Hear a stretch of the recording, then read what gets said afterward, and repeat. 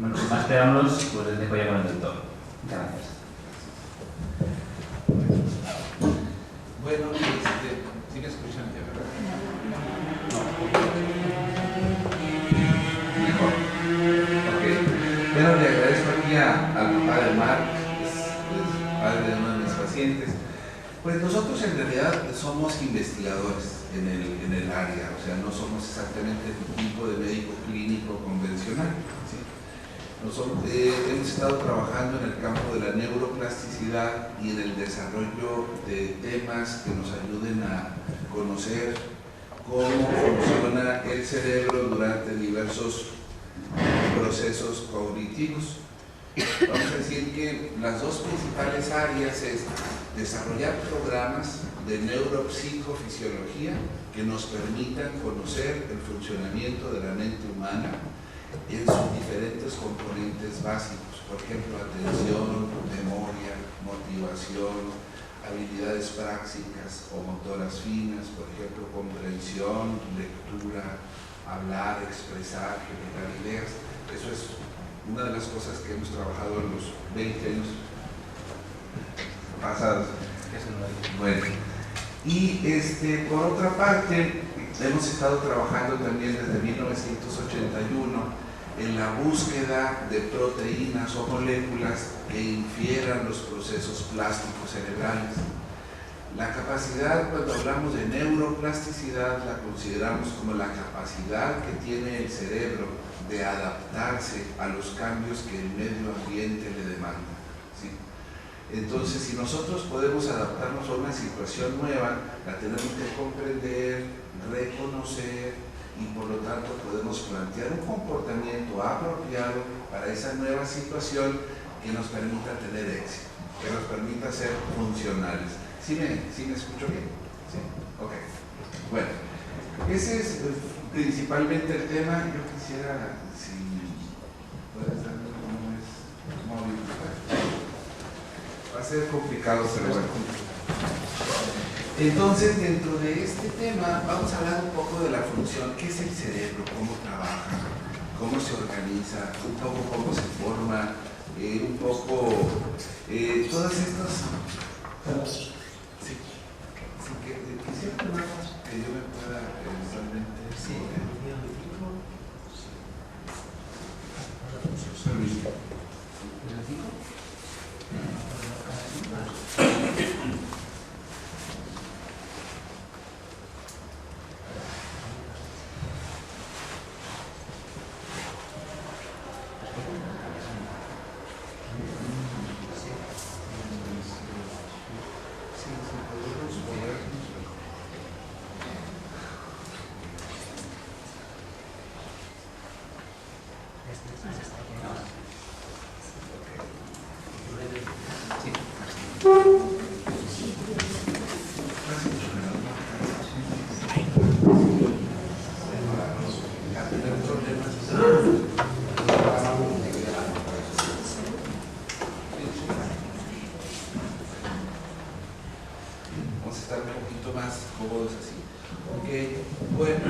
entonces el tema realmente es muy amplio. Digo, son 20 años de trabajo de nuestro grupo, pero también es la suma de la investigación de muchísimos otros grupos, es la integración de mucho conocimiento.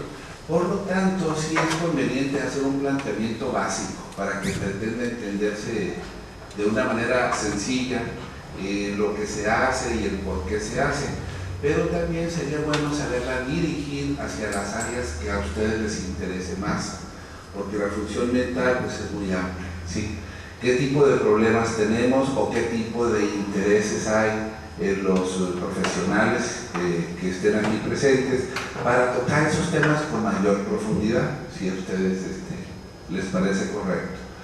Me gustaría, dentro de la función mental, se habla de que bueno, vamos a hablar un poquito de una introducción y ahorita les pregunto a ustedes qué les gustaría conocer un poco más.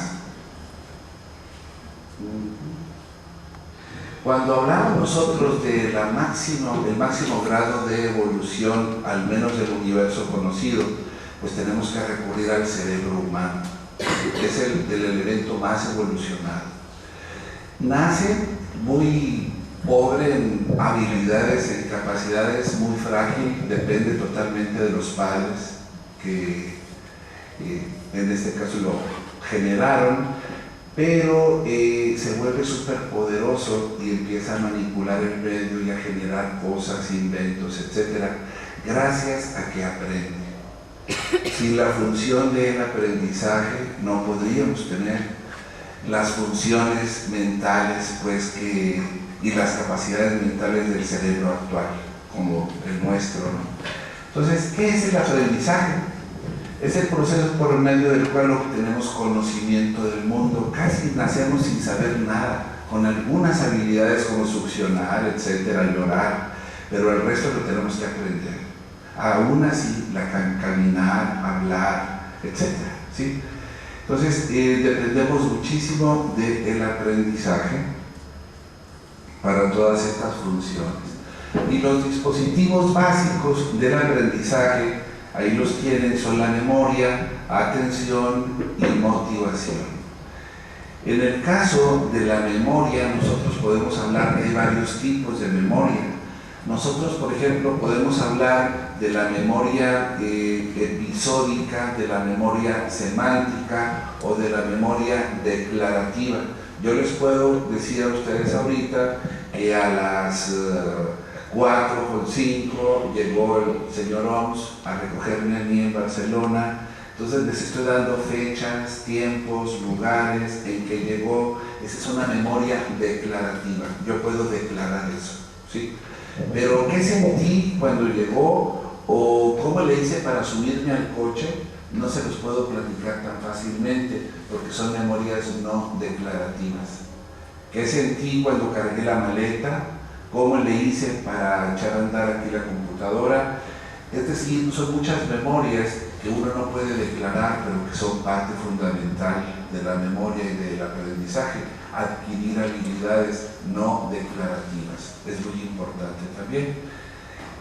Sobre todo en lo declarativo, en el espacio, en el tiempo y en los significados, qué hicimos, dónde, de qué se trató la conferencia, dónde fue, estuvo interesante, nos aburrimos porque el doctor no platicaba nada interesante, por ejemplo, etcétera. Eso sería semántico. ¿Cuándo fue? Pues un 10 de junio, ¿en dónde? En Manresa. ¿A qué hora? Todo es muy episódico. Bueno, todo eso se hace mucho en esta región que ustedes tienen aquí. Son los hipocampos, están inmediatamente en la parte interior de los lóbulos temporales, ¿sí? El lado derecho se encarga un poco más de lo visoespacial, del espacio, de los lugares, de las rutas, cómo le hicimos para llegar, cómo llegas a tal lugar, mientras que el izquierdo más de lo semántico, más de lo episódico también, de fechas, etc. Ambos en realidad trabajan juntos. Estos hipocampos son regiones muy especiales porque están constituidos por ciertos tipos neuronales que tienen ciertas cualidades especiales, como poder entrar en unos ritmos de disparo de alta velocidad que se llama potenciación de largo plazo. Entonces empiezan a disparar las neuronas y se mantienen disparando un buen tiempo. Y eso es fundamental para poder aprender. Sin la potenciación de largo plazo no podemos aprender. Pero durante esos procesos, la información está circulando desde las regiones que perciben la realidad, los ojos, la parte auditiva, la parte sensorial, se integra en la región parietal y se vuelve un estado como de conciencia. Yo sé lo que estoy viendo, oyendo y sintiendo, y entonces me vuelvo consciente de mi mundo. Esa parte parietal se mete a otras regiones que son la entorrinal, a través de estas otras dos zonas, y de ahí de la entorrinal se gira o va haciendo una circulación por el giro dentado, el hipocampo, etcétera, su vínculo regresa y se vuelve a ir a almacenar en otra zona. Mientras que hay este flujo, va haciéndose una selección. Nosotros no podemos memorizar todo. Tenemos que seleccionar lo que vamos a memorizar. Hacemos una discriminación. Y esa discriminación depende mucho de ciertos tipos neuronales que ya les platicaré más adelante. La memoria aquí, sin estas regiones, yo no podría tener una nueva memoria episódica, semántica, pero no perdería la otra. El almacenaje ya se hace en las otras regiones. Si yo pierdo la región parietal, yo no puedo integrar la información. Y entonces, si oigo elefante, no lo puedo asociar con la imagen del elefante, ni con qué es, ni en dónde vive, ni cuánto pesa, ni cuál es el sonido que genera, porque el lóbulo parietal nos permite tener integrada la información que está distribuida en diferentes regiones del cerebro. Y entonces, si digo elefante, yo me viene la imagen y todo. ¿De dónde es? Hay cuántos tipos de elefantes hay, etcétera. Si forma parte de alguna familia o no, etcétera, etcétera. Bueno, entonces estos procesos son indispensables para el aprendizaje. Las lesiones o las alteraciones de cada una de estas regiones nos van a generar un problema de memoria, pero no lo va a generar si se me lesiona el lóbulo parietal o la corteza entorrinal o la periurginal o el giro dentado o el hipocampo. Voy a tener la misma sintomatología, pero va a ser diferente la región afectada. Y aún en cada región hay microcircuitos formados fundamentalmente por neuronas excitadoras e inhibidoras. Hagan de cuenta masculinas y femeninas, indispensables ambas para ese proceso. Y si por alguna razón yo adquiero una lesión que predominó en la pérdida de cierto tipo de neuronas, yo voy a tener el déficit muy similar a si el predominio fue en el otro tipo de neuronas, ¿sí? Nosotros, para poder pretender curar o rehabilitar un cerebro, sí tenemos que saber cuál es la neurona afectada, porque yo no voy a reparar igual a una neurona excitadora que produce glutamato, que es muy importante, les platicaré ya más, a una neurona inhibidora, ¿sí? Entonces, los estudios, por ejemplo, neuropsicofisiológicos, se vuelven indispensables para poder discriminar la zona afectada o los circuitos afectados y el tipo de neuronas afectadas, aunque la sintomatología externa sea la misma. Por ejemplo, nosotros podemos decir, es un espectro autista. Ok, ¿qué zona está afectada? ¿Por qué? ¿Qué tipo de neurona? Eso es lo que a nosotros nos importa mucho. Desde otro ángulo, a otros tipos de médicos, ¿por qué? Vamos a decir, en los autistas, las zonas más frecuentemente afectadas son los parietales. Nosotros hicimos un estudio muy largo y encontramos que la región parietal estaba afectada fundamentalmente la derecha, en el 70% de los autistas, ¿sí?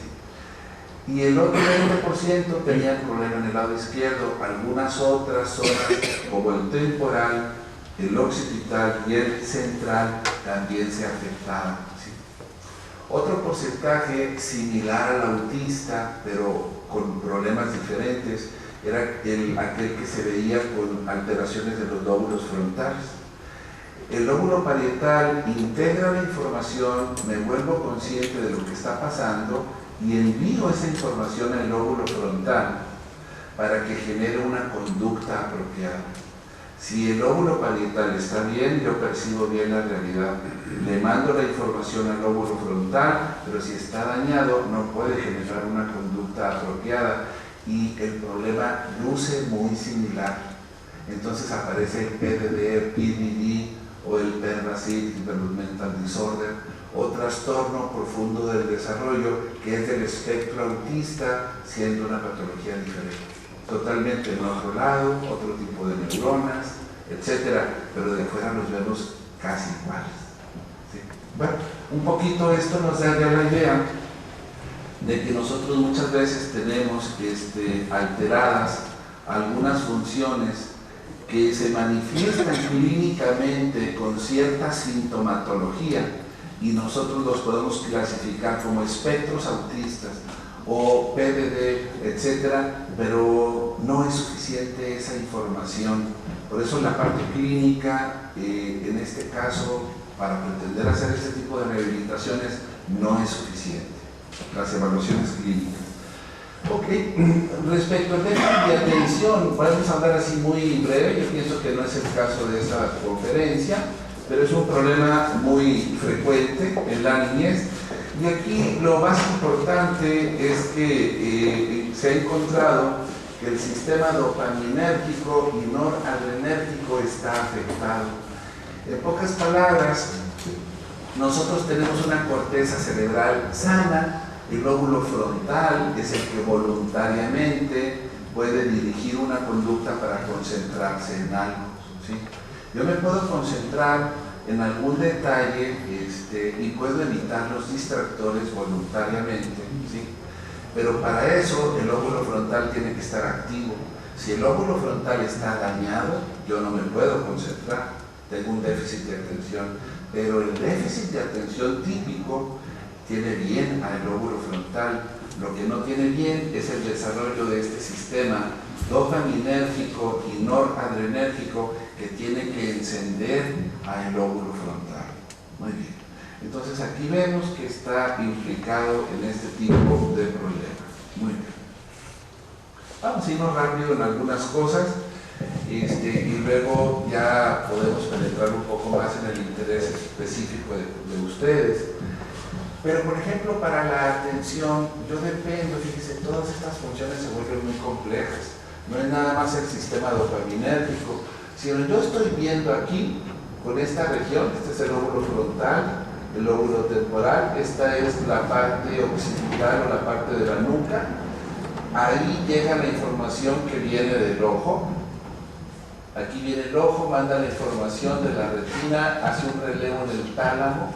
Si se daña el tálamo, yo tengo problemas visuales o tengo problemas atentivos o problemas de lectura. Por ejemplo, un mal desarrollo de esos núcleos talámicos que tienen que ver con la vista generan un tipo de dislexia cuando no se desarrollan las neuronas de esa región. Pero también generará una dislexia si se me afecta la zona que recibe la información después del tálamo que llega a la región occipital. Entonces, en pocas palabras, la sintomatología externa vuelve a confundirnos porque no nos dice qué región es la que está afectada. Y por eso tenemos nosotros que entrar a hacer otro tipo de estudios. Muy bien. Pero si esta región está bien y envía la información al lóbulo parietal, que es donde yo localizo, y luego de donde doy órdenes para que la zona suplementaria que mueve los ojos se fije en algo, si está afectado aquí, yo tengo una hemi-inatención. La mitad de mi campo visual no la tomo gran cosa en cuenta. Y tengo una hemi-inatención, lo que sucede en este lado no lo tomo en cuenta, o lo que sucede acá, ¿sí? Y son diferentes regiones, ¿verdad? De ahí se envía la información al lóbulo frontal, que si está bien encendido por el sistema dopaminérgico, entonces podré enfocarme voluntariamente en lo que me interesa. Y para eso hay una región que se encuentra aquí, zona suplementaria, que mueve los ojos y para la atención es indispensable. Por ejemplo, ustedes están todos volteando a ver. Y otro circuito es el del cuerpo. Yo puedo mantener mi cara, mi postura atenta, mis ojos atentos y el resto funcionando. Esa es la atención.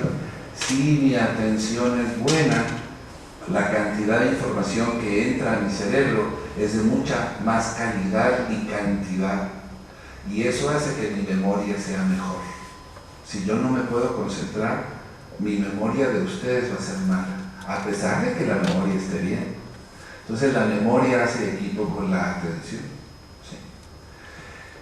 Por otro lado, muy importante, está la situación, estos son los circuitos que les mencionaba, que tienen que ver con el movimiento de los ojos, el cuerpo, enfocarse, pero hay estas otras dos regiones muy importantes, que si a mí no me interesa lo que está diciendo el doctor, por muy buena memoria que yo tenga, por muy buena atención que yo tenga, no voy a llevarme nada de esa plática. Esa es la motivación.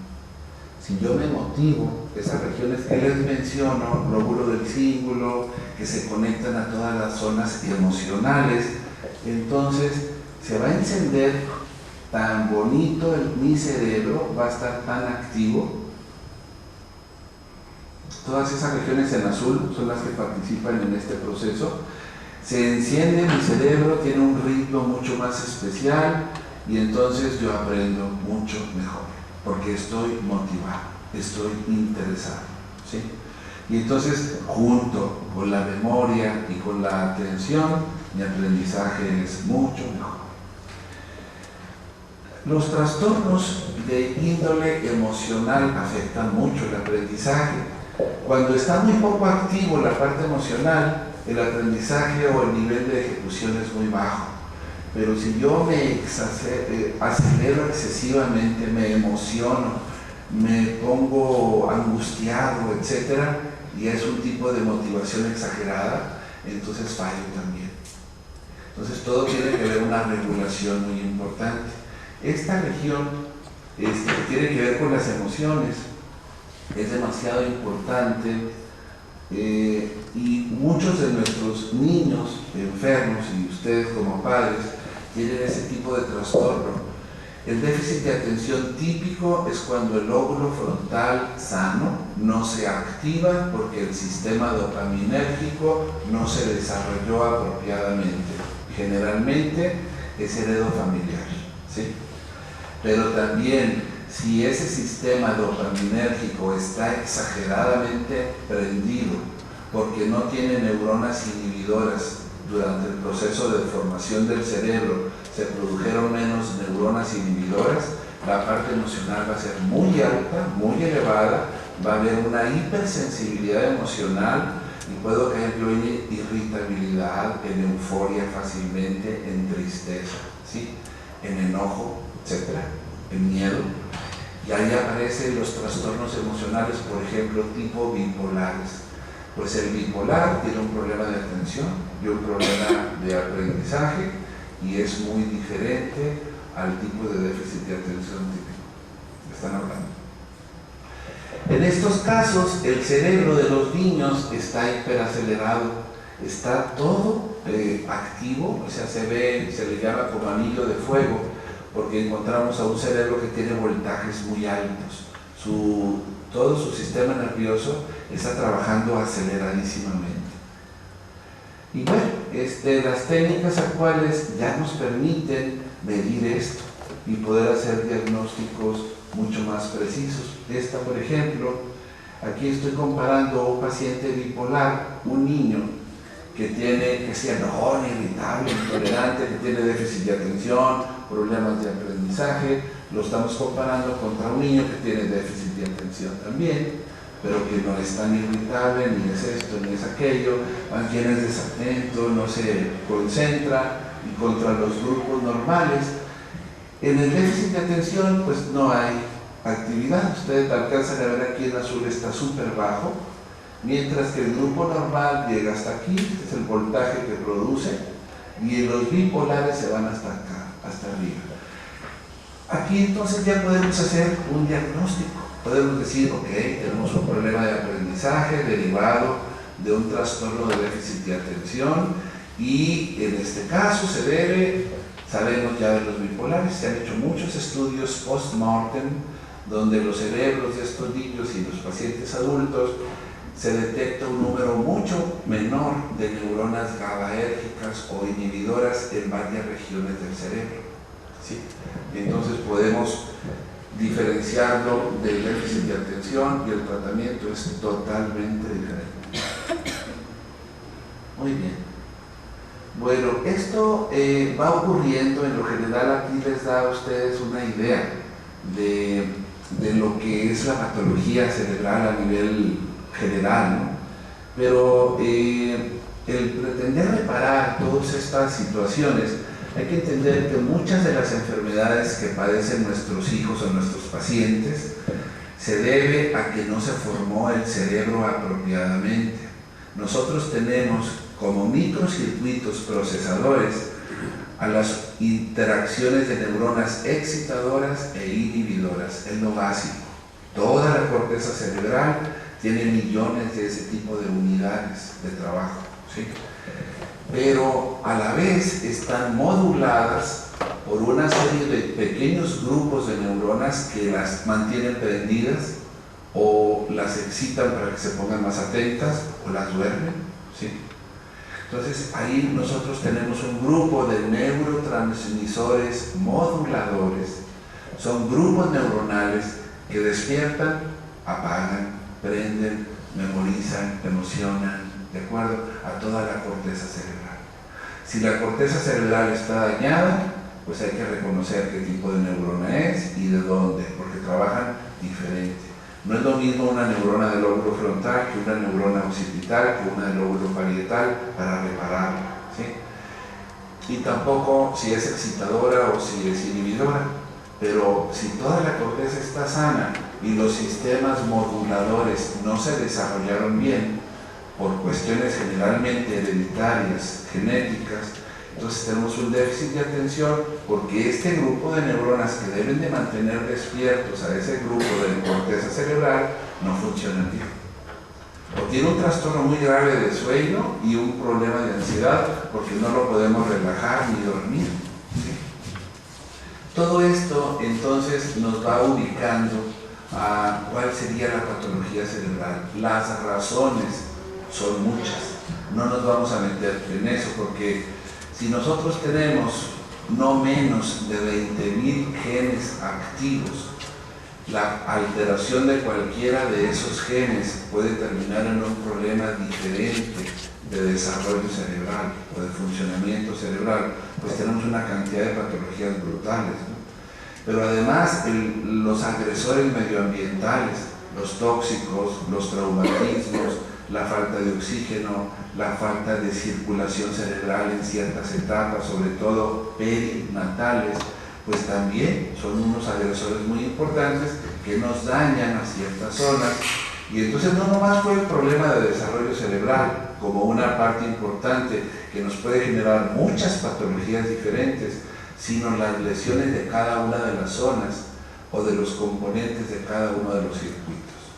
Esto ya nos permite a nosotros tener una idea de que la patología se puede manifestar muy similar y ser diferente, pero a la vez de que dependiendo de la zona afectada o del circuito que debería de encender y modular la función cerebral para tal o cual propósito, si no se desarrolló bien o no funciona bien, pues tenemos otro tipo de patologías.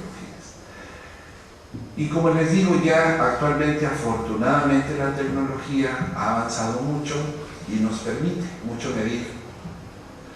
Se sabe de que actualmente podemos estudiar la función cerebral. Un electroencefalograma convencional o básico es útil especialmente para detectar zonas que no están suficientemente maduras o regiones que tienen actividad anormal tipo epilepsia, ¿sí? Actividad paroxística, ¿sí? Pero no nos sirve para más, ¿sí?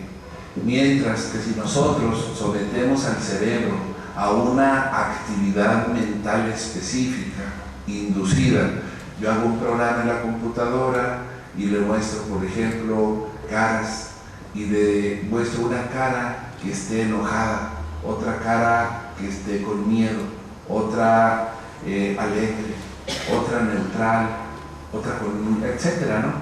Entonces vamos haciendo que la parte interna del cerebro que se encarga de procesar la emoción vaya sintiendo lo mismo que está proyectando esa cara.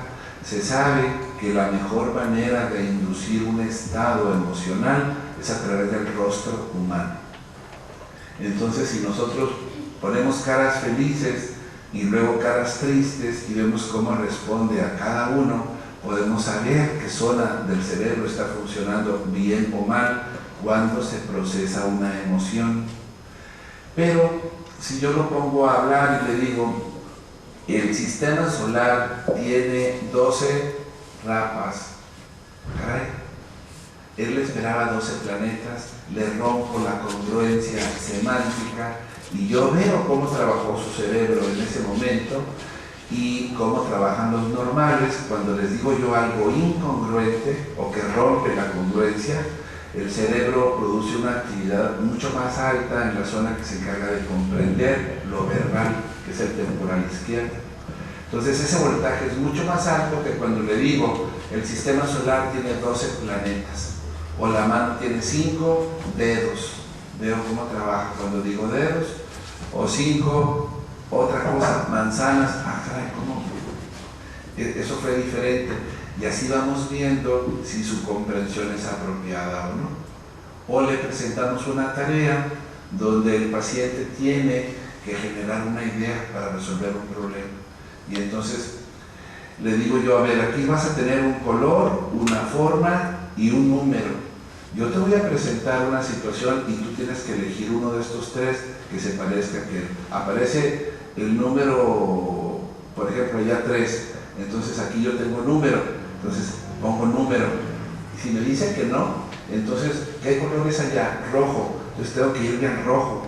Me dice que no, me voy a la forma. ¿Qué forma es allá? Rombo. Entonces, rombo. Me dice sí. Y entonces empiezo a tener éxito. Empiezo a tener éxito, pero me cambia la computadora eso y me obliga a generar una idea diferente. La que está fracasando ya no la debo de usar. Tengo que usar otra. ¿Sí? Pues la gente que es terca, obsesiva, que no puede ser flexible mentalmente, no puede, sigue perseverando, no genera otra idea. Y sigue con el rojo, aunque es error, y sigue perseverando. ¿Sí? Y así es. Entonces, cada una de estas pruebas, por ejemplo, si después de una letra T aparece una S, o si yo te pongo una letra S y sigue la T, entonces tú tienes que apretar el botón. ¿Sí? Entonces le estoy presentando todas las letras. Aparece la letra S y él se tiene que poner atento porque es una señal. Aparece la T y aprieta el botón. Pero a mí lo que me importa es cómo trabajó su cerebro cuando le presenté la letra S. Y cómo trabajó cuando le presenté la letra A o D o M. Y ahí veo si se puede enfocar o no, si se concentra o no, etc. Entonces, todas estas tareas nos permiten ya medir la actividad cerebral. Igual cuando pronuncio, cómo se activa la zona que genera la idea verbal, con la que tienen los programas para pronunciar y las que hacen el movimiento muscular. Y así podemos ir de esta forma analizando la función mental superior. Igual, cómo memorizo. Yo te digo, a ver, mira, te voy a enseñar estas figuras 3 veces, apréndetelas. Te la presento, veo yo cómo estás aprendiendo. Después te las voy a dar mezcladas con muchas otras figuras y cuando aparezcan las 3 que yo te enseñé, tú tienes que apretar. Y yo veo cómo aprende, cómo memoriza y cómo tiene el proceso de recuperación. Se dice que memoria es el proceso por medio del cual codificamos información, la almacenamos y luego la recuperamos y la decodificamos. ¿Sí? Entonces podemos entender, guardamos la memoria, almacenamos esa información, pero luego la recuperamos. Entonces todo eso lo podemos estudiar ya bastante bien. Esto no es tan nuevo, tiene más de 10 años haciéndose a nivel mundial en las mejores universidades del mundo. O sea, muchas veces el clínico convencional está muy fuera de todo esto, pero a nivel de investigación esto es muy antiguo, ¿sí? O sea, no es tan reciente. Muy bien. Cuando pretendemos reparar las lesiones, entonces tenemos que traer en otro. Tenemos que saber la zona afectada y el tipo de neurona. Bueno, y luego, aquí el señor Oms comentaba de los factores tróficos. Son moléculas normales, naturales, presentes desde que hay la fecundación, vamos a decir. Están presentes, pero cada uno de ellos tiene la capacidad de desarrollar cierto tipo de neuronas y obviamente hay otros para otro tipo de células, ¿sí? Y hay algunos factores que influyen tanto al cerebro como a otros órganos. A nosotros nos interesan los del cerebro, pero por ejemplo este es un factor neurotrófico derivado de las células gliales, ¿sí? GDNF o GDNF. Este desarrolla las neuronas dopaminérgicas, por ejemplo. Tiene un efecto muy poderoso para desarrollar este tipo de neuronas. Si yo tengo en el déficit de atención un muy pobre desarrollo del sistema dopaminérgico, entonces por eso se usa este. para apoyar en ese tipo de problemas. Y entonces se puede desarrollar ese sistema y entonces se cura y ya no necesita Ritalin, ¿verdad? Esa es la diferencia. Simplemente desarrollamos un sistema que cuando nació el niño le nació pobremente desarrollado. Muy bien. Bueno, me gustaría que me dijeran qué tipo de informaciones les interesa. Voy a hablar enseguida sobre todos los temas de neuroplasticidad, pero luego podemos irnos un poco sobre algunas enfermedades que a ustedes les interesen mucho, por favor. Con toda confianza, o si hay preguntas hasta ahorita. ¿Sí?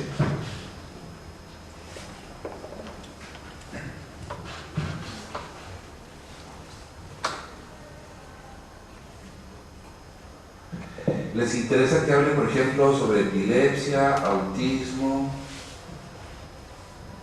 ¿Qué tipo de problemas les atraerían más? No, es por si alguien quiere hacer una pregunta, que se oiga.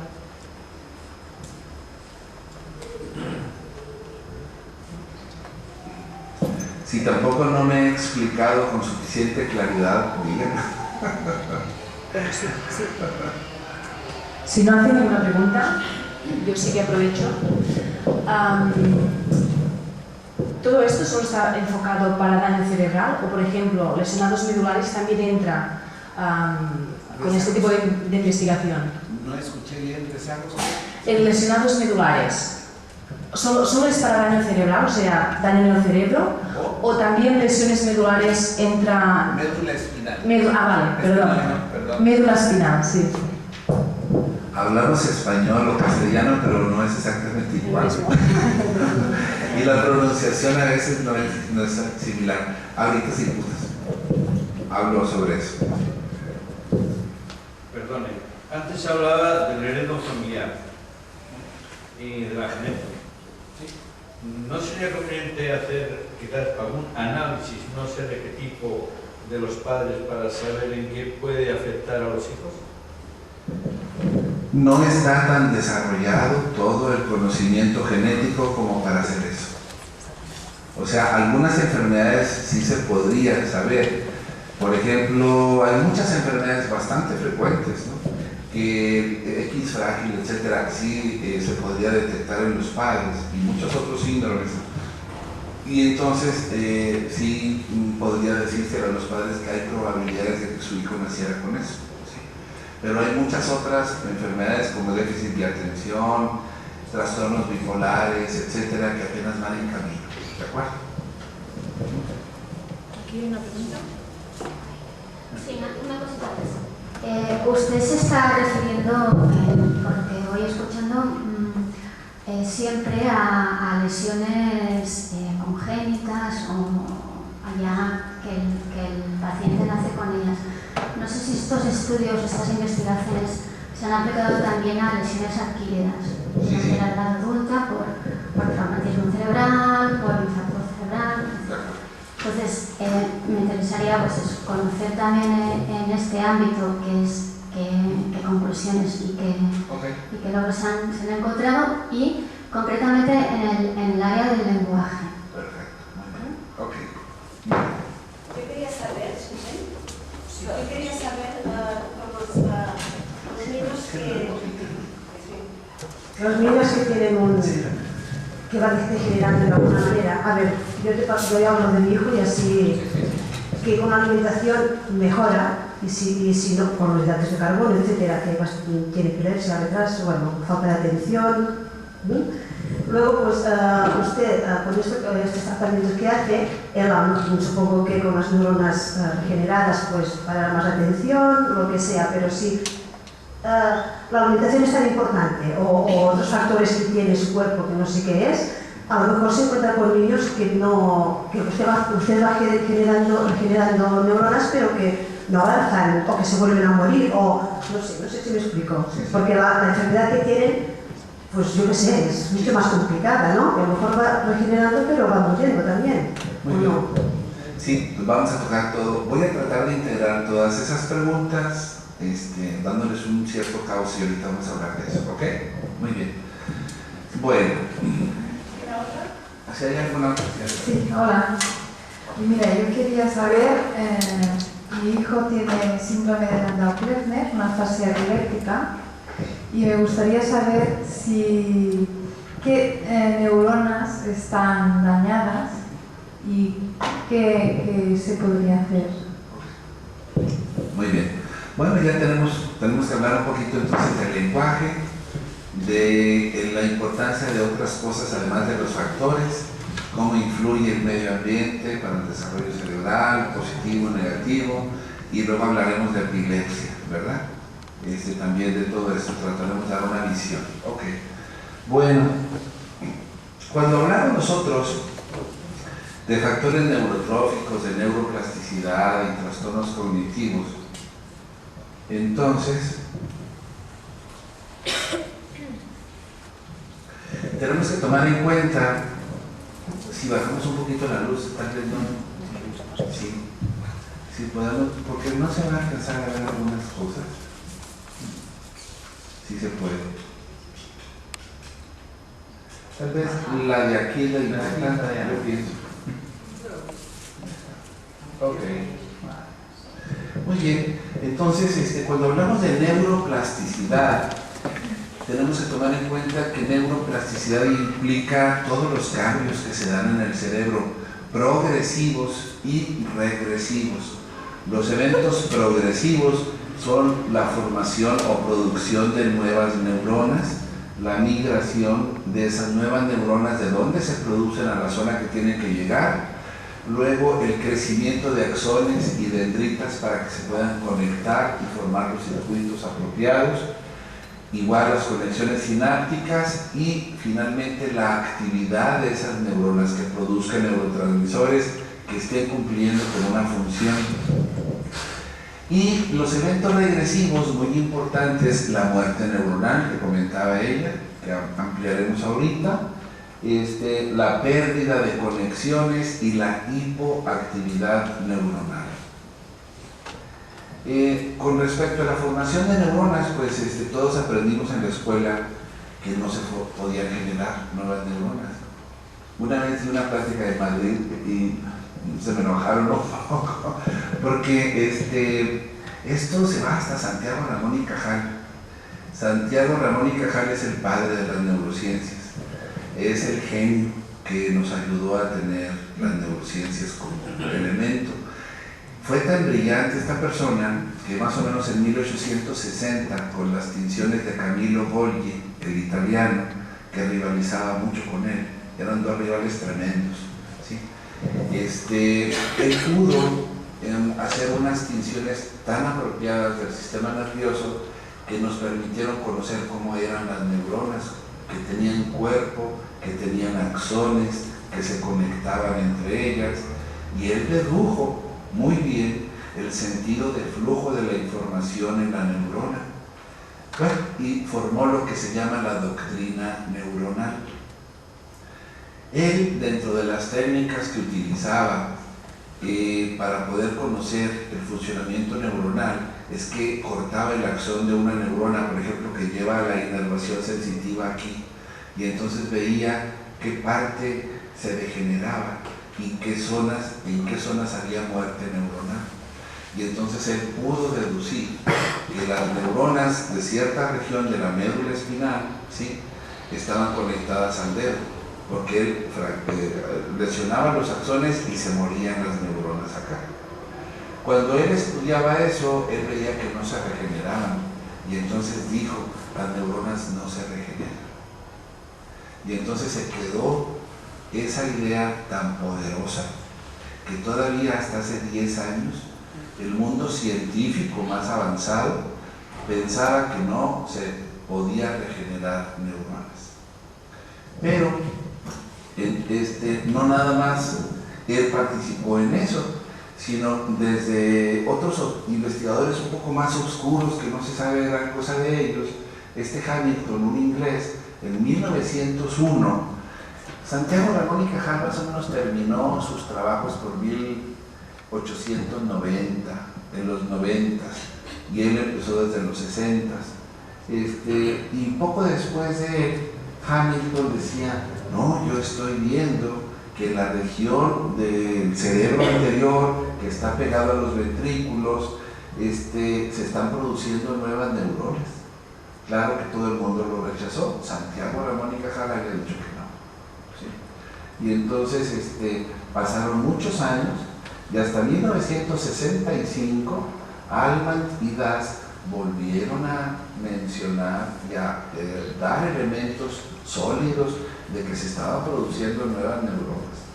Fueron nuevamente totalmente rechazados por el mundo científico y así se fue hasta 1994, en que estos dos investigadores encontraron que en el canario macho se elevaba la testosterona y se empezaban a producir neuronas que iban a los núcleos del canto, de la base de la lengua, del hipogloso mayor. Y entonces el canario podía cantar. Y en las hembras se elevaban los estrógenos y progesterona y se formaban neuronas que iban a los núcleos auditivos que podían oír mejor el canto del macho. Y eso las guiaba hasta donde estaban los machos y entonces la especie podía mantenerse. Pasaba el estro, esa etapa, se volvían a morir las neuronas y entonces se perdían las cualidades del canto, las cualidades de la audición, había una regresión que al año siguiente nuevamente se volvían a generar nuevas neuronas. Y aquí se vino el destape porque se generó una polémica brutal, ya hace 14 años de esto, y entonces más de 1000 grupos científicos de las universidades más importantes del mundo entraron sobre esto, y bueno, se fue demostrando enseguida de que sí, en efecto tenían toda la razón, se estaban produciendo neuronas continuamente. Cuando se estudió a la rata, se demostró que la rata en el bulbo olfatorio, sus neuronas no duran más de 30 días. El promedio está entre los 21 y los 32, 33 días de vida. Y en cambio estos roedores duran 3 años vivos manteniendo un olfato excelente. ¿Sí? Entonces, ¿cómo era posible? Se estudia y se encuentra que en efecto están llegando nuevas neuronas al bulbo olfatorio durante toda la vida de la rata. ¿Sí?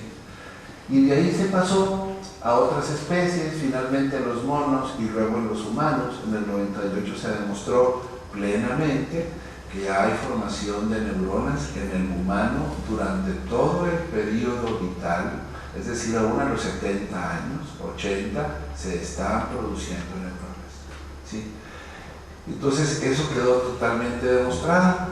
Hay 2 regiones especiales, no van a alcanzar, están muy lejos ustedes de estas pequeñas letras, pero la región subventricular es una región muy importante para producir neuronas y la otra es el giro dentado, que tiene que ver con el aprendizaje. Ahorita les mencioné yo, cuando hablamos de hipocampo y de memoria, que el giro dentado producía un tipo de neuronas especiales que tenían potenciación de largo plazo, un disparo continuo. Bueno, si nosotros evitamos la formación de neuronas en el hipocampo, el aprendizaje no se puede volver a dar.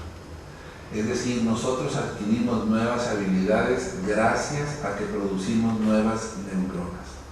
Las neuronas se están produciendo continuamente, pero hay un factor negativo muy importante que aquí no lo vamos a alcanzar a ver, pero es el estrés.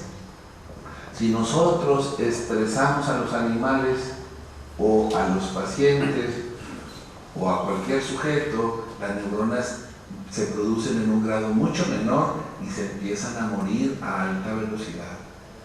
Cuando se estudió esto en los monos, en los chimpancés, hay un chimpancé dominante. Y entonces ese chimpancé, y ustedes ven los hipocampos de él, tiene una población neuronal tremenda. Pero como es muy agresivo y agrede a todos los demás machos y los mantiene en un estrés total, ustedes estudian a los machos, que no son los predominantes, y les encuentran un hipocampo bien atrofiado. ¿Sí? Curiosamente, si ustedes se van a un paciente que acaba de tener un evento negativo importante, como es un divorcio, antes pesaba mucho divorciarse, ahora cada vez pesa menos. Antes el divorcio era brutal, ahora ya no tanto. Pero bueno, si hablamos como antes, el divorcio era algo muy grave, la muerte de un ser querido, de una esposa o de un hijo, ¿sí? El casamiento de edades muy tempranas de un hijo, que se nos case una niña o un jovencito a los 13, 14 años porque se embarazó la novia o lo que sea, es terrible, ¿sí? O que nos quiten el trabajo, ¿sí? Esos estresos son los que generan más muerte neuronal. Y si ustedes se van al lóbulo frontal de esos sujetos y al lóbulo del cíngulo, tienen una atrofia pero marcada y entran en depresión muchos de ellos, ¿sí? Entonces, claro que el medio ambiente, un evento negativo, aunque yo esté sano, me puede hacer mucho daño. Entonces sí es muy delicado. Y después de un evento así muy negativo, aparecen enfermedades importantes como el Parkinson, la diabetes, etc. Porque el estrés nos mata muchas células, no nada más neuronas.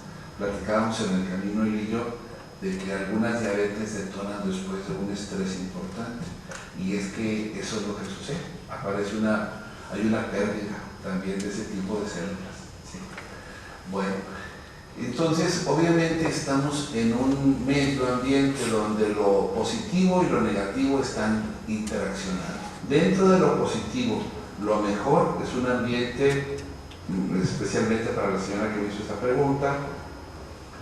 Si nosotros tenemos un ambiente agradable, bonito, que me esté obligando a aprender cosas, que me mantengan mi mente activa, mi producción neuronal es mucho mejor. Si yo tengo una terapia física apropiada, equinoterapia o cualquier otra terapia inteligentemente planeada, por supuesto que aumenta la producción neuronal, está bien demostrado. Una rata que corre y que tiene que adquirir habilidades psicomotoras produce muchas más neuronas que una que no. Y un sujeto que está teniendo que aprender cosas produce muchas más neuronas que aquel flojo que no va a la escuela, que no le interesa, ¿sí? Eso está perfectamente demostrado. Entonces hay elementos medioambientales que bien gobernados ayudan mucho. El problema es que los problemas son suficientemente graves y difíciles que no es a veces la terapia suficiente para poder hacer una repoblación neuronal después de daños importantes. Como mencionaban, los daños exógenos más graves que nosotros trabajamos, sí trabajamos en esa área, ¿sí? La hipoxia perinatal, la isquemia perinatal, o sea, no llega sangre suficiente, y cuando llega en cantidades suficientes lleva muy poco oxígeno. La combinación de ellos produce muerte neuronal muy importante, y entonces ese nos produce lesiones difusas, nos mata todo tipo de neuronas, y hay que reparar, pues ahora sí que todo ahí, porque no voy a reparar nada más neurona excitadora, sino también inhibidora, y también se nos pueden haber afectado circuitos de otro tipo, por ejemplo dopamina, serotonina, acetilcolina, o sea, las neuronas que producen este tipo de neurotransmisores que me van a dirigir el funcionamiento cerebral, ¿verdad? No tenemos factores para todas las neuronas. La investigación está en proceso. Nosotros tenemos más de 20 años en esto, pero aún así esto va para largo todavía. Claro que ya podemos ayudar de una manera significativa a varias enfermedades, pero de ahí a que ya se resolvió el problema, no. Está en proceso, ¿verdad? Y no sabemos hasta dónde, pero yo como lo veo, el cerebro nos guarda muchas cosas todavía muy difíciles y nos esperan muchos años todavía, pero sí que estamos avanzando tremendamente, definitivamente sí, estamos muy diferentes a como estábamos hace 10 años. Lo que podemos hacer ahora es mucho más alto, muy superior, ¿verdad? Bueno. Ok, entonces, si así es eso de los medios ambientes, el estrés y lo positivo que nos da la terapia de todos tipos, tanto psicológica, la parte intelectual es muy importante estarla estimulando, motivar al paciente, súper importante, y la parte motora es indispensable. Bueno. Ok, aquí vemos nosotros que varias condiciones, por ejemplo, el ejercicio físico y un medio enriquecido aumentan la producción neuronal, se producen más neuronas y finalmente sobreviven más neuronas. Si tenemos estrés, se producen menos y sobreviven menos, y entonces aparecen patologías.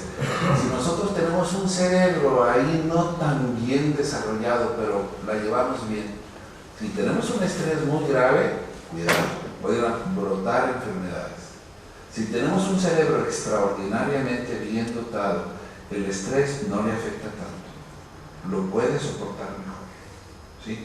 Porque el cerebro tiene, o la mente humana, o la función cerebral, la capacidad de estarse haciendo medio psicoterapia, ¿sí? Pero si yo no tengo esa muy buena capacidad, cuidado, ¿sí? Si yo tengo ciertos problemas, por ejemplo, déficit de atención o trastornos emocionales no muy graves y tengo un estrés muy severo, lo que se puede venir es algo delicado. Todas las neuronas, nosotros tenemos células madre, todos ustedes ya saben mucho de esto. El hecho es que cuando estamos durante los periodos de gestación, cuando somos embriones o fetos, las células madre se están produciendo entre la placenta y el cordón umbilical. Tenemos una cantidad tremenda, de ahí se van, entran a la sangre y están yendo a todos los tejidos. Llegan y se empiezan a reproducir ahí, se diferencian y están formando al órgano, ¿sí? Pero cuando nosotros nacemos ya no hay placenta y ya no hay cordón umbilical. Las células madre que antes estaban ahí localizadas migran ahora y se van a todos los tejidos y se almacenan en unos lugares especiales que se denominan niches o nidos o nichos. El hecho es de que ahí hay un banco de neuronas, de células madre, ¿sí?, dispuestas a reparar cuando haya una despoblación o cuando se requiera formar nuevas células. Y esto sucede en todos lados, en hígado, riñón, corazón, piel, ¿sí?, en todos lados. Muchas de ellas están en la médula ósea, ¿sí? Cuando hay una lesión, por ejemplo, cerebral, la médula ósea manda células madre que atraviesan la barrera hematoencefálica, ¿sí?, se meten al cerebro, llegan a la zona de la lesión y se convierten en neuronas. Ese es un apoyo muy importante, pero en el cerebro, en los bancos que nosotros, en los nichos o niches del cerebro, que están en la región subventricular, esta que nos estamos aquí mencionando, esta sería una célula madre, ahí están, y están continuamente produciendo neuronas para ir repoblando. Pero nada más son capaces de repoblar lo que tiene que ver con una muerte natural, con el proceso de deterioro normal. Si yo tengo una lesión, un traumatismo o una hipoxia, isquemia, etcétera, severa, ya no la puedo reparar a través de estos mecanismos, ¿sí? Entonces, ahí es donde tenemos que entrar con los otros métodos, ¿verdad? Que finalmente los otros métodos fue aprender, no les voy a hablar de muchos detalles aquí técnicos que son muy interesantes si hubiera médicos o investigadores, pero que no tendrían sentido para ustedes. Aquí vemos una rata que está corriendo, vean muchas más neuronas puntos rojos, son nuevas neuronas en el hipocampo que contra la que no corre. Entonces, hay evidencias aquí, después de hipoxia, isquemia, este es el hipocampo, vean todos esos puntos negros, son nuevas neuronas, incrementan notablemente la respuesta al daño, es un proceso natural. En los últimos años hemos conocido mucho de las moléculas, cómo hacemos que se reproduzcan las células madre, cómo hacemos que se conviertan en neuronas, hemos aprendido mucho. No sabemos todo, ni de nada sabremos todo nunca. Desafortunadamente así es, y eso nos va a tener ocupados por toda la eternidad, ¿no? Pero en el caso del cerebro se han encontrado muchas moléculas, por ejemplo el FGF, aquí lo tenemos, desarrolla neuronas piramidales o glutamotérgicas, el HGF, neuronas inhibidoras, El GDNF, dopamina, por ejemplo. El BDNF, que anda por acá, aquí lo tenemos, serotoninérgicas. Y así, cada una de estas moléculas son capaces de encender a los genes. Por ejemplo, aquí llegan, se fijan en la membrana celular en receptores de alta afinidad y hacen que se desencadene una cascada bioquímica interna que va a los genes que se encargan de producir más proteínas para reproducir, en este caso, a las células madre y luego diferenciarlas en neuronas cuando hablamos nosotros de reparación cerebral. Muchas neuronas se forman, se conectan, pero solamente van a sobrevivir algunas. Estos procesos ocurren en los procesos de tratamiento. Nosotros tratamos, ahorita les voy a enseñar las moléculas más importantes para las células madre, pero cuando usamos nosotros estas moléculas, se producen neuronas, llegan y las detectamos porque hay mucho más voltaje, más actividad en la zona, pero sabemos que muchas se nos van a morir. Es imposible salvarlas a todas y la mejor forma de salvarlas es usarlas. Las neuronas que no se usan se mueren. Nosotros dependemos demasiado de los terapeutas. Si un terapeuta no nos entrena bien a nuestro paciente, no se nos salvan tantas neuronas. De todos modos se nos salvan algunas porque el medio ambiente nos ayuda a eso. Siempre está estimulado el paciente, siempre el padre al preguntarle el esto, el aquello, pero si el terapeuta nos ayuda, sobreviven muchas más. Y entonces aquí vemos de que de muchas neuronas que hay, solamente van a sobrevivir algunas. Esos son los procesos normales. Por otro lado, hemos aprendido, cuando empezamos nosotros, los primeros pacientes que tratamos fue en 1989. Se publicaron en un congreso de neuroquímica en Leipzig, Alemania democrática. En aquel tiempo todavía no se caía el muro. Ahí usamos el FGF, de ahí a la fecha hemos aprendido mucho. Sabemos que la sinergia de los factores neurotróficos nos permite tener un efecto mucho mayor. Un solo factor es útil, pero la suma de 2 o 3 o 4 es mucho más. Entonces la sinergia de factores es fundamental. Por eso nosotros los usamos prácticamente siempre en sinergia. Aquí pueden ver ustedes, por ejemplo, el FGF solo contra el MT3, que es una neurotrofina 3, contra el BDNF, los resultados. Cuando usan ustedes aquí dos factores juntos, miren nomás. Cuando usan a todos juntos, miren. Entonces es fundamental para vencer a las cicatrices gliales, que son barreras muy importantes. Necesitamos activar a muchos genes que se activan usando diferentes factores. Por ejemplo, este es uno solo de ellos. Aquí vemos neuronas de corteza cerebral sin tratamiento y con tratamiento. El desarrollo es mucho más alto, in vitro, en cultivo. Y bueno, este fue el que estudiamos nosotros durante muchos años. Los primeros trabajos fueron con él. Este es el factor que también demostró producir neuronas.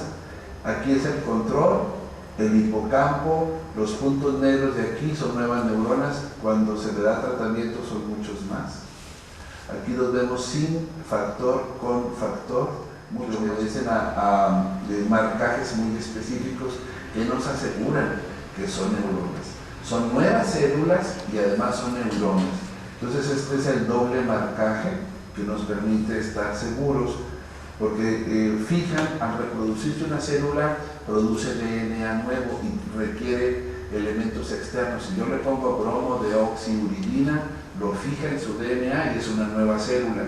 Pero si expresa el TUG1 o el MAP2, son neuronas. Solamente las neuronas producen ese tipo de marcadores.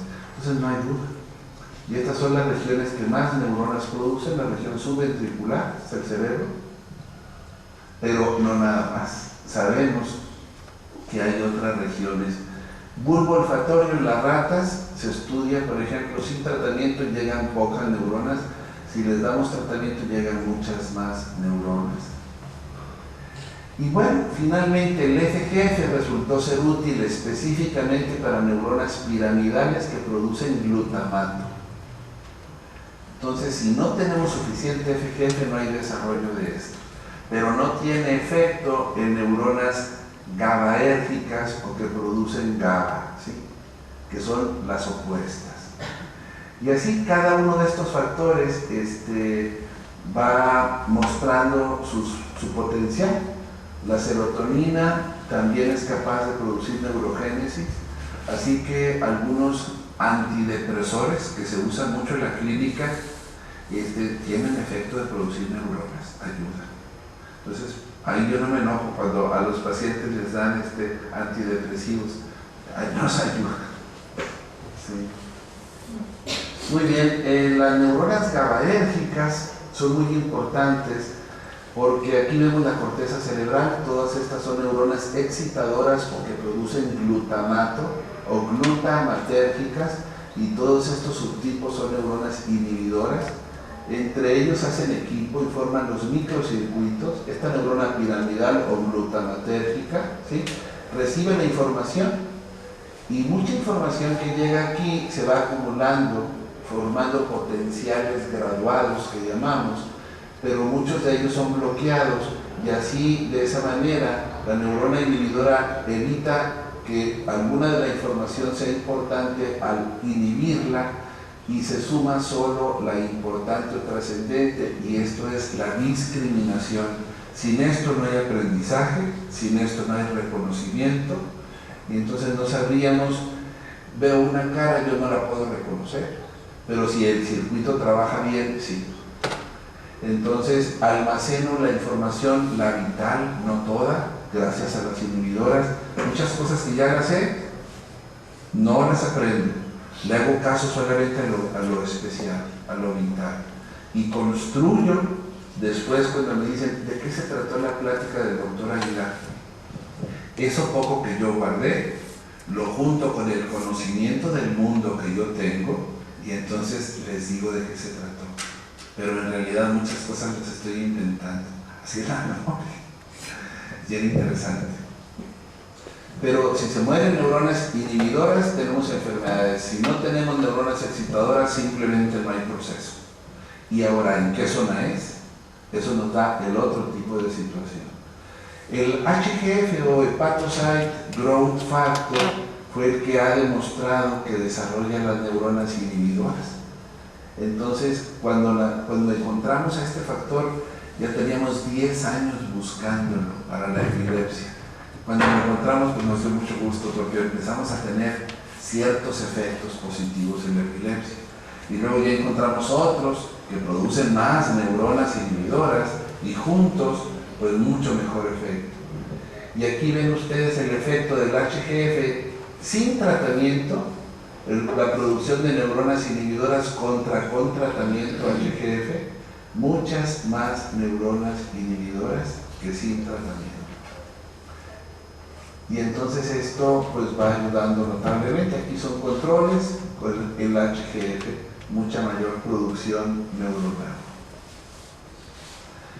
Ya últimamente, esto es mucho más reciente, cuando se vino el boom de las células madre, pues se empezó a estudiar qué factores las influían, etc. Y se han encontrado dos proteínas muy especiales que se llaman citoquinas hematopoyéticas, porque se producen por células sanguíneas, y el efecto que estas proteínas tienen en los infartos cerebrales, aquí son daños exógenos, ¿sí? Si comparamos nosotros el no tratamiento, este es el placebo, contra uno de ellos que se llama Granulocyte Colony Stimulating Factor, o factor estimulador de colonias de granulocitos, que son un tipo de glóbulos blancos, vemos que tiene mucho más efecto en la producción de neuronas. Y el Stem Cell Factor, o factor de células madre, produce también muchas más neuronas, y la suma de los dos se multiplica tremendamente. Entonces, estos son los dos factores que utilizamos para hacer que las células madre se multipliquen y se empiecen a convertir en neuronas. El FGF para que se conviertan en neuronas excitadoras o piramidales, el HGF en neuronas inhibidoras. Y así, estos son las guías básicas de los tratamientos. Y un infarto cerebral tratado de esta forma va disminuyendo con el tiempo. Esto está mucho más recuperado que cuando empezó el tratamiento. Aquí ven ustedes a los animales después de la lesión cerebral. Lo blanco es la lesión hipóxica e isquémica. Les faltó oxígeno y circulación porque se bloqueó la arteria que va a esa zona del cerebro. Se le da tratamiento con el granulocítico y entonces a los 7 días está más bajo, a los 21 días mucho más bajo. Todavía se ve la lesión, pero muy reducida comparado a cuando inició. Y a los que no se les da tratamiento, la lesión sigue siendo igual o muy similar a cuando empezó. Entonces, sí se demuestra que estos factores son capaces de producir nuevas neuronas y reparar lesiones cerebrales. Y así cada otro de los factores nos ayuda a la diferenciación. Entonces, el objetivo es aumentamos la producción de células madre y que se conviertan en neuronas, pero guiamos la diferenciación hacia el tipo de neurona que queremos. Si hay una epilepsia, hacia neuronas inhibidoras, y el FGF ni lo metemos para nada, porque no queremos neuronas excitadoras. En la epilepsia, ahorita les voy a platicar de eso, hay ese déficit que estamos mencionando.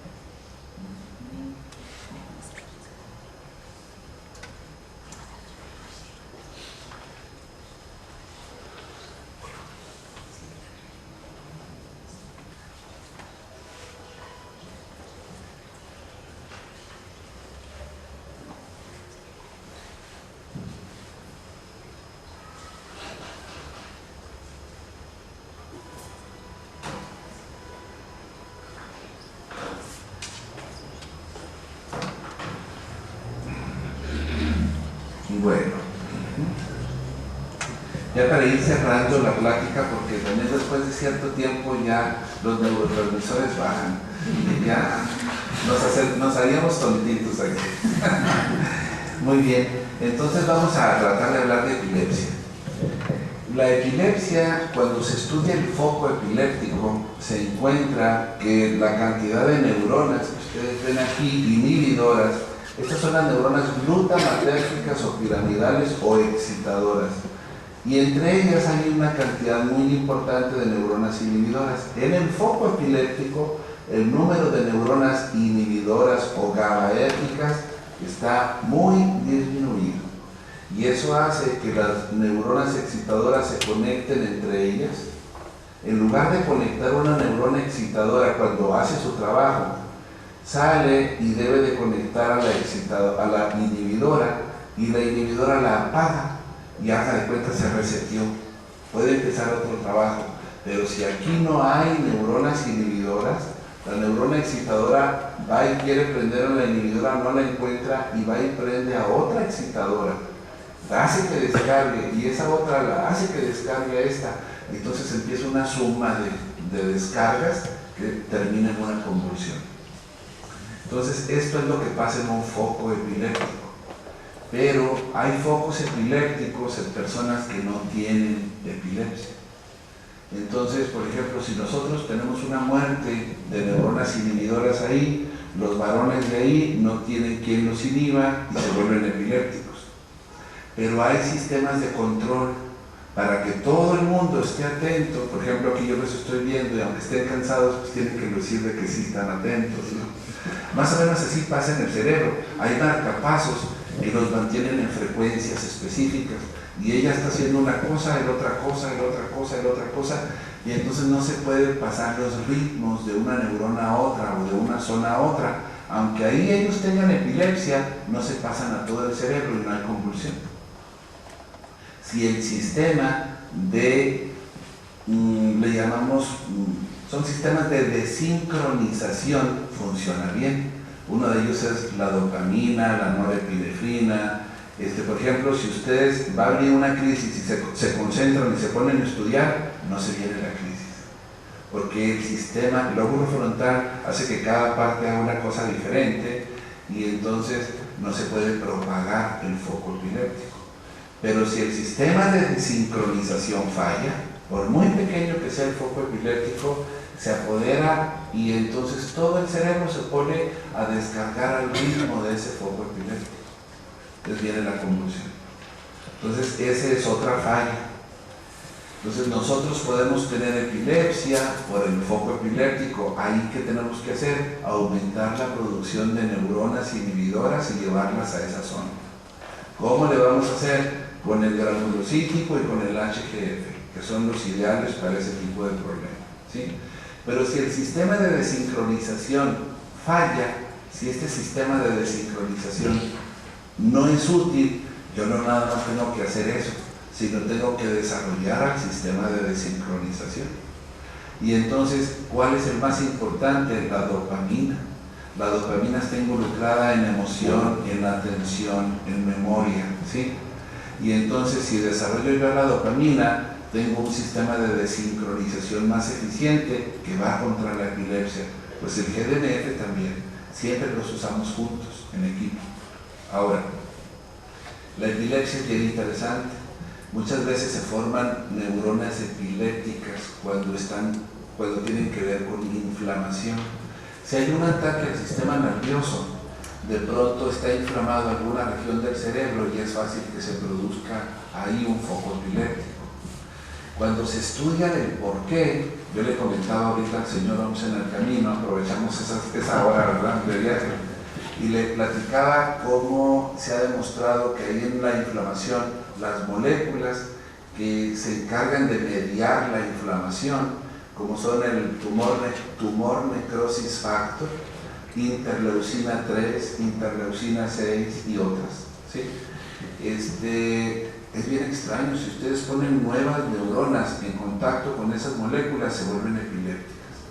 Y cuando se estudia qué es lo que pasó, se les modifican las proteínas de los canales iónicos, especialmente las que pasan el calcio, tiene que entrar y salir del interior al exterior de la neurona para que uno pueda despolarizarse y formar una actividad eléctrica. Pues, se les alteran los canales iónicos cuando están expuestos a este tipo de moléculas, ¿sí? Le comentaba que curiosamente, por un campo diferente, nosotros hemos tenido que venir estudiando todas esas moléculas porque nos estamos enfrentando a la epilepsia y para conocer cuáles son las peligrosas, ¿no? Y las estudiamos en modelos experimentales de ratitas con epilepsia. Y entonces hemos encontrado varias que producen músculo y unas que producen los glóbulos blancos o los leucocitos, que se llaman interleucinas, y son bien peligrosas. Si las inyectamos en ratas sanas se produce epilepsia. Entonces las inflamaciones son demasiado importantes. Ahora sabemos, por ejemplo, que si hay alguna inflamación en el cerebro, nosotros tenemos que bajarla rápido, ¿sí? Y no podemos tratar, por ejemplo, una descarga epiléptica grave produce mucho glutamato, mata neuronas, pero produce inflamación.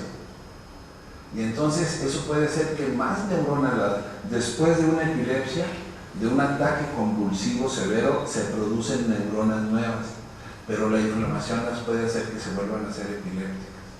Entonces, en el tratamiento de la epilepsia tenemos que trabajar en las epilepsias graves con antiinflamatorios severos. A veces tenemos que usar cortisona y sus derivados. más todo lo que les acabo de platicar, y las epilepsias responden muy importantemente. Hay otra variedad de epilepsias donde genéticamente los canales del sodio y los canales del potasio tienen defectos. Nosotros no podemos hacer nada por eso. Son epilepsias genéticas que no podemos cambiar. ¿De acuerdo? Nosotros solamente podemos cambiar cuando hay un problema en el número de la celularidad o en los sistemas de desincronización. Y eso hay que evitar. Entonces, la cura para todo no existe. Cada enfermedad es especial, única. Todas son muy difíciles, pero de que se puede ayudar, se puede ayudar. Hablando de médula espinal, la médula espinal es lo mismo que el cerebro, con una variante desafortunadamente grave, porque la médula espinal es un cordón que está en un canal óseo, ¿sí?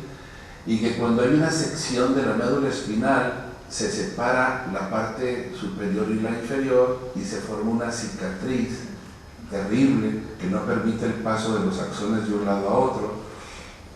Entonces es mucho más difícil reparar una médula que el cerebro. Mucho más difícil. Las técnicas son las mismas, pero esa cicatriz biósica después de la sección es realmente muy difícil de poderla penetrar. Se puede, pero no es tan sencillo. Muy bien, algunas otras cosas así ya mínimas se han encontrado, por ejemplo, en la esquizofrenia, que esta sería la neurona excitadora y todas estas pequeñas neuronas inhibidoras, ¿sí? Cuando se nos mueren las de acá abajo, aparece la epilepsia, la tipo Chandelier. Cuando se nos mueren las que están acá, aparecen esquizofrenias y trastornos bipolares. O cuando no se forman. Por ejemplo, aquí estas dos neuronas en el hipocampo, zona de la memoria, en el grupo sano, aquí están, pero en el esquizofrénico están en menor grado. Entonces, la esquizofrenia típica se debe a que la formación de neuronas inhibidoras no fue suficiente y no alcanzaron a llegar en un buen número a la corteza cerebral. En el sano sí alcanzaron a llegar en mayor cantidad. Y esto hace que tengamos un cerebro sin lesiones, pero con un número menor de neuronas inhibidoras y que más adelante se detona como una esquizofrenia. Lo mismo sucede en el trastorno bipolar, pero solo en algunas regiones del cerebro. En el esquizofrénico es prácticamente todo el cerebro, principalmente corteza. En el bipolar es el circuito que procesa la emoción, con frecuencia también la memoria y la atención. Muy pocas veces penetra a la corteza cerebral, pero sí lo puede hacer, y ahí aparece la psicosis bipolar. La pérdida de neuronas en el esquizofrénico adulto, jóvenes, ¿verdad? Este es el porcentaje de muerte neuronal anual. Como ellos no tienen suficiente neurona inhibidora, el cerebro está acelerado. Y lo que les decía ahorita de la toxicidad por el glutamato es muy neurotóxico. Si está la neurona piramidal muy activa, libera mucho glutamato y nos está matando neuronas en un grado mucho mayor. Aquí ven a los esquizofrénicos con una muerte mucho más importante que los jóvenes sanos. Y al final del tiempo, pues aparecemos con una enfermedad grave, con un retraso muy severo. Y bueno, ya no los voy a cansar porque no tendría mucho sentido. Yo creo que con eso se da una buena idea de lo que se está haciendo, ¿verdad? Y si hay preguntas, con todo gusto.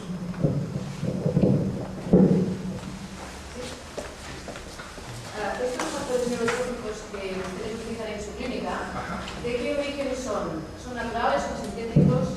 Y otra pregunta, ¿vía de administración? Sí. Todos los factores que nosotros usamos, los usamos como suplementos alimenticios. ¿Sí? Todos tienen que venir de un alimento. Los bovinos o los buey, aquí ustedes usan la palabra buey, la carne de res, ¿sí? Y los tejidos de res tienen a estos factores y de ahí se aíslan o se purifican, ¿sí? La vía de administración siempre es por vía sublingual o mucosa bucal. Se ha demostrado que la glándula salival en el humano y en todos hasta los reptiles, por ejemplo en este caso las serpientes de cascabel o la cobra, en su veneno se producen las glándulas salivales de ese reptil, bueno, de esa serpiente, y ahí se encontró, cuando se empezó a hacer la investigación de factores neurotróficos en 1949 por Victor Hamburger Bucher. Bucher era un estudiante de zoología de 19 años y era juguetón.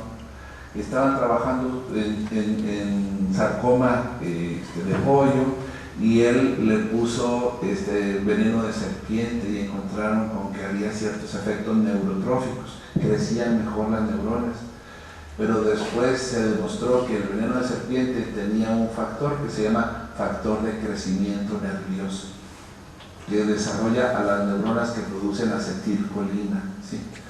Entonces, cuando se estudió muchos años después a los conejos y a los humanos, se encontró que las glándulas salivales producen no nada más ese factor, sino prácticamente todos los mencionados. Y que la glándula salival lo produce para estar reparándose a su mucosa porque se daña gravemente la mucosa. Nos mordemos casi todos los días. Entonces tenemos que tener una reparación continua de la mucosa bucal. Pero no se pierden, todos estos factores se fijan por receptores de alta afinidad en la mucosa bucal y se transportan a la sangre.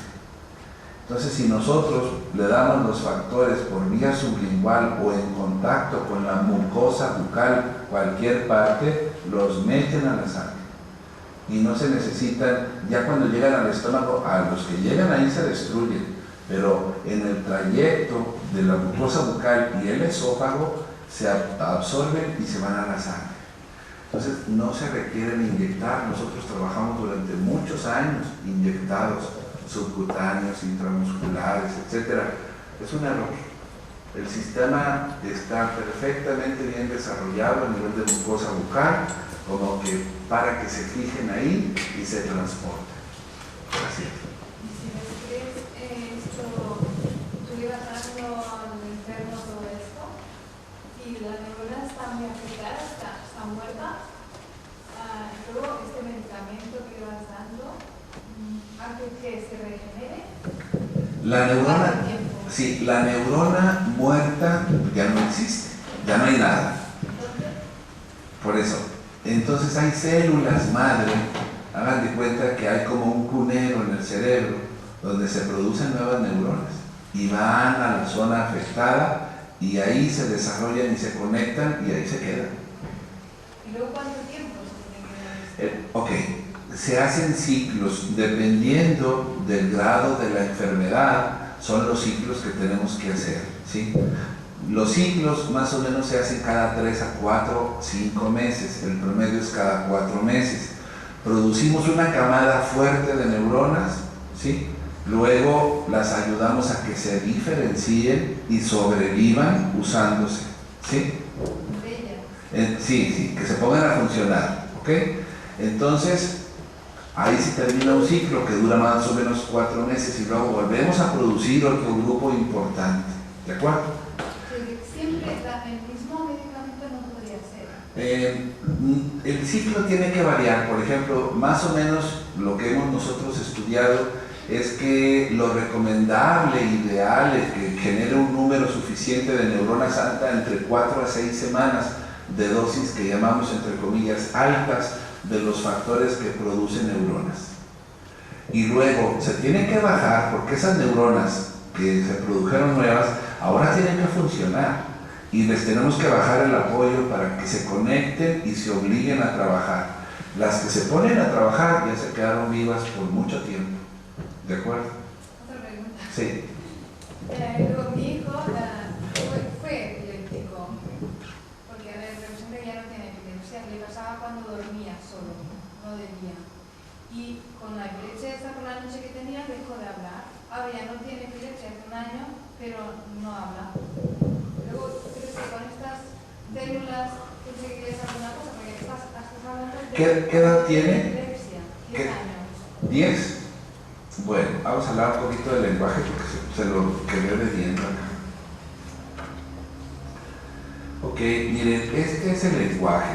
Este es el cerebro que se encarga de los aspectos verbales. Nosotros en el hemisferio izquierdo hacemos procesos verbales. ¿Qué es el lenguaje? Son ideas codificadas, ¿sí? Que se envían, en este caso por sonido, le llegan a usted, usted las decodifica y entiende la idea que yo le mandé codificada. Ese es un lenguaje. Bueno, pero para que usted reciba esa información, la tiene que llegar aquí a la zona auditiva. Aquí es la corteza auditiva y luego la tiene que mandar usted a esta región para que comprenda y decodifique lo que yo le dije y luego la junta con lo que siente y con lo que ve y lo envía al lóbulo frontal y en el lóbulo frontal genera la idea verbal como me va usted a contestar o lo que me va a preguntar enseguida. Aquí lo genera, luego aquí tiene todos los programas para pronunciar y aquí con esto pronuncia. Y eso es el lenguaje. Dependiendo de la zona que se me afecte, voy a tener un problema diferente de lenguaje. No es lo mismo la parte de generación de ideas a de hablar o de comprender o de leer, que también es lenguaje, ¿sí? Entonces van a ser diferentes. Por ejemplo, aquí usted hablando, la zona que está activa, está pronunciando. Aquí está pensando, generando ideas, pero callado. Aquí está leyendo palabras. Aquí está escuchando palabras. Lo que yo le estoy diciendo ahorita, esa zona está encendida en todos ustedes. Entonces, cualquier región de esas que se afecte, aparecerá un diferente problema de lenguaje, ¿sí? La epilepsia, porque es muy excitotóxica, cuando tuvo convulsiones le mató neuronas en esas zonas y perdió el lenguaje. Eso es lo que pasó, ¿sí? Ahora hay que generar neuronas, llevarlas a esa zona y sí se puede, ¿sí? Posibilidad sí existe. Ahora, hay periodos críticos de desarrollo. La época ideal para curar las patologías del lenguaje son antes de los 6 años. Es mucho más rápido y más fácil. Después de esa edad se vuelve más difícil. No se anula, pero se vuelve más difícil. Mucho más lento. ¿De acuerdo? ¿Efectos adversos de este tratamiento? Miren, todos los que tienen que ver con la generación de neuronas no tienen ningún efecto adverso, ¿sí? Porque no tienen que ver directamente con la función.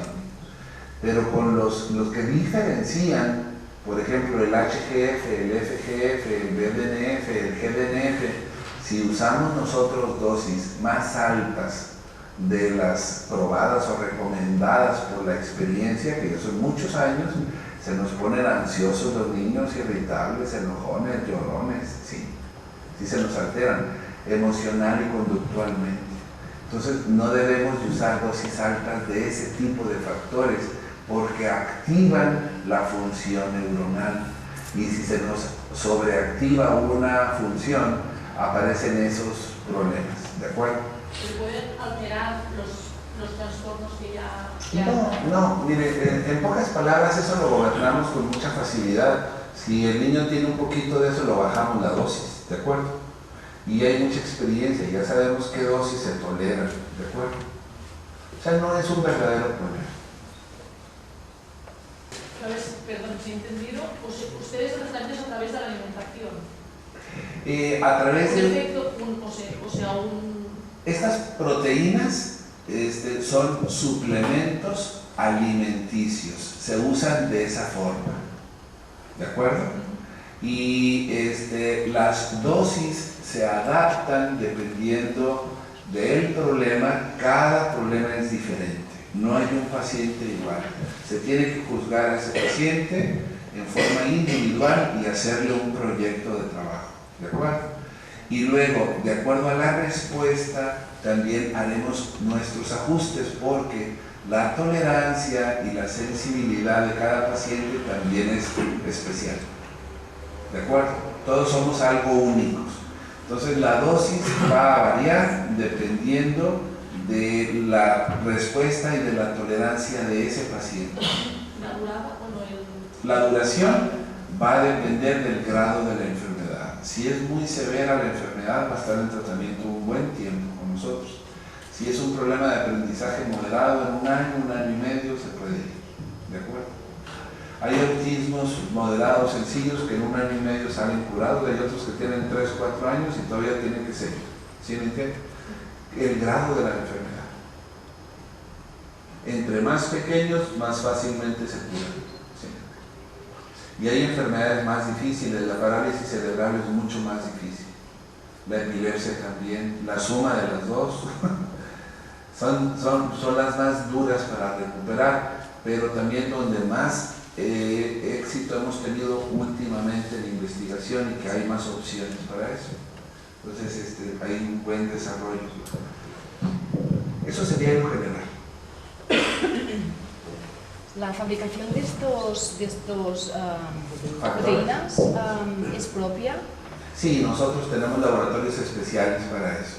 Porque la mayoría de estudios que he leído sobre el tema, lo que comentaba, ¿no? Todos son a través de inyecciones directas o a través de contacto directo no con enfermos, porque son con animales o con ratas o con monos.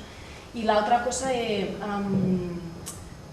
que cuesta de sintetizar estas proteínas, ¿cómo se guardan y cómo es tan fácil la absorción, aunque sea por vía sublingual, para generar esta parte? La vía sublingual es tremendamente eficiente para esto, no se imagina. Es excelente. No se requiere inyectar para nada. Y las proteínas son muy estables, muy resistentes.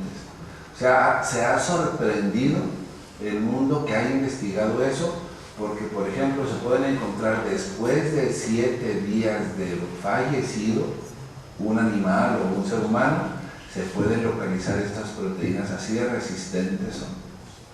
Pero, una vez abierta la ampolleta, que tiene que ir estéril, entonces ya hay que tomar en cuenta que ya entraron microbios ahí, por mucho cuidado que haya usted tenido. Si usted no la conserva en refrigeración, esos microbios van a proliferar, ¿de acuerdo? Entonces, abierta la ampolleta, es obligatorio mantenerlo en refrigeración, en frío. ¿De acuerdo?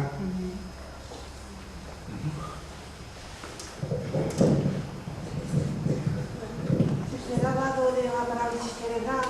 Yo tengo un hijo de 8 años que le afecta sobre todo la parte motora. Entonces me gustaría si pudiera hablar un poquito de esta parte motora. Si tiene algunos resultados o... Mire, la neurona, entre más larga es una neurona, más difícil su reparación, ¿sí? Las neuronas más largas son las sensoriales y las motoras, ¿sí? La motora está en esta zona de la corteza cerebral y de ahí se mete al centro del cerebro, se va por la médula espinal y contacta a la otra que está en la médula espinal muy lejos. Es la que menos responde a los tratamientos. Pero en los últimos años se ha estudiado de que la sinergia de varias proteínas con efecto neurotrófico en neurona motora ayuda, ¿sí? Nosotros acá hemos peinado muchos tejidos diferentes buscando proteínas con efecto neuromotor y hemos encontrado algunas muy prometedoras, muy buenas. Que ya están ahorita en uso clínico recientemente y que el futuro va mejor, porque acá tenemos una niñita que tiene un problema neuromotor que está con nosotros y ya estamos usándolos y los resultados han sido muy buenos, mucho mejores que antes. De todos modos, pensar que la parálisis cerebral se va a curar al 100% no hay que pensar así, que se puede mejorar. Sí, ¿de acuerdo? O sea, sí se puede ayudar a la parálisis cerebral actualmente, pero de ahí a una curación completa y rápida y todo como todos quisiéramos, no, ¿de acuerdo? Pero sí la neurona motora es la más difícil. Había una señora allá que tenía una pregunta. Sí, yo. Sí. ¿Cómo es que este tratamiento no se puede recibir en nuestro país, sino que se tienen que acudir a otros países para recibir? Pues mire, son desarrollos todavía muy jóvenes, entonces esto no está generalizado. Seguramente en 10 años, pues ya va a estar en todos lados. Pero por lo pronto, ¿dónde empezó? Nosotros lo estamos desarrollando. ¿Sí me entiende? Entonces, de ahí a que eso pasa a otros lados, es bastante lento. No cree usted que en el mundo es tan fácil la transmisión de todas esas informaciones y técnicas, etcétera.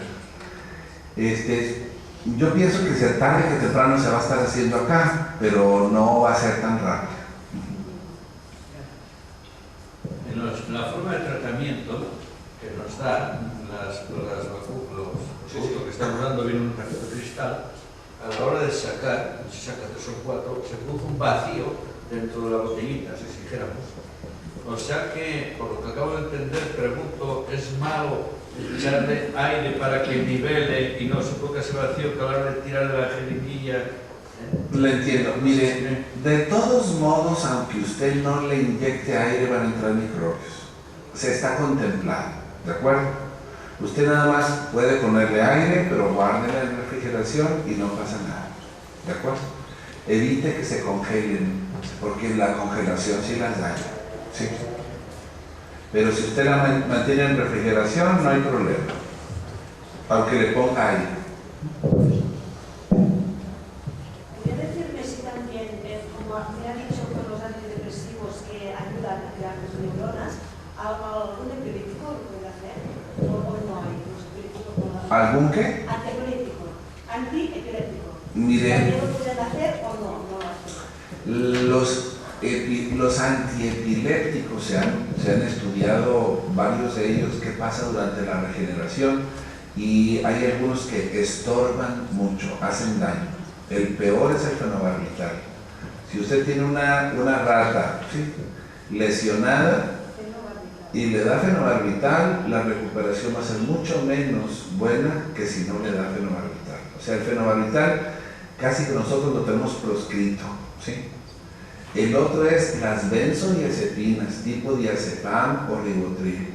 También frenan mucho el desarrollo. ¿De acuerdo?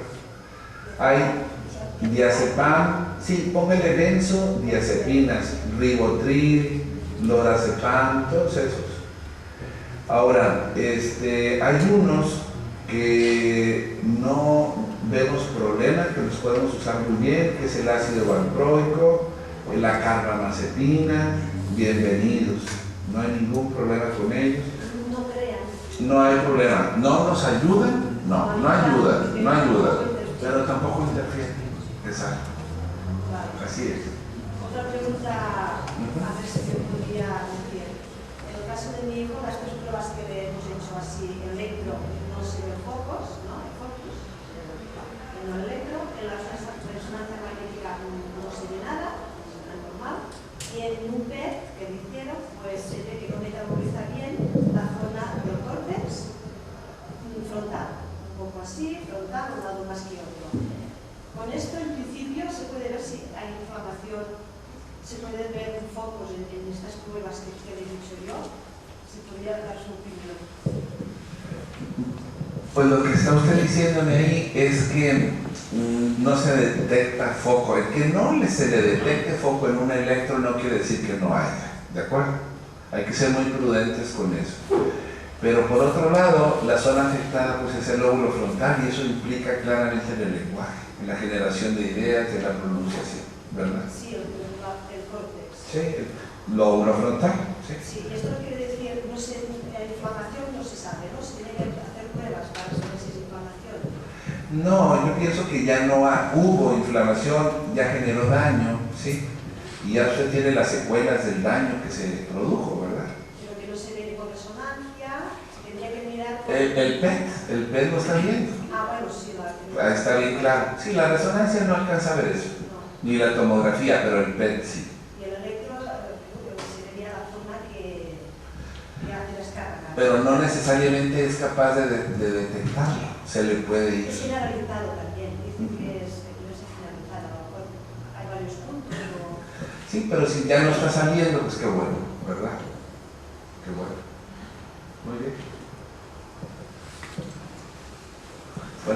agradecemos. Sí, muy bien. Muchas gracias, doctor.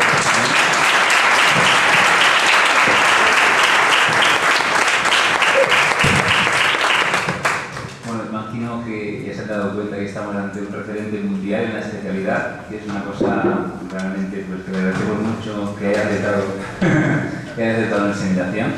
Y bueno, y esperamos que haya cubierto un poquito las expectativas de todos los presentes. Muchas gracias a todos.